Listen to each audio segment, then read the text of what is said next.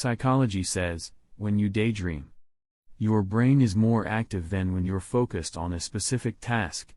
It's during these moments of wandering thoughts that your brain processes memories, generates creative ideas, and solves complex problems.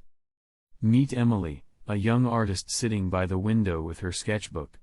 As she gazed out at the world, her mind began to wander. She wasn't actively thinking about anything in particular, but her thoughts flowed freely. In this state of daydreaming, Emily's brain was firing on all cylinders. Suddenly, a burst of inspiration struck her, and she started sketching a beautiful landscape. It was in those dreamy moments that her creativity blossomed.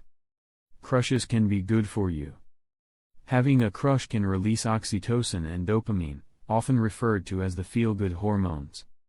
These chemicals can boost your mood and even reduce stress. James had a secret crush on his coworker, Lily. Whenever he saw her smile or heard her laugh, he couldn't help but feel a warm, fuzzy sensation inside. Little did he know, his crush was secretly benefiting his well-being. The rush of oxytocin and dopamine he experienced whenever he was near Lily made his days at the office more enjoyable, and he found himself stress-free, all thanks to his hidden admiration.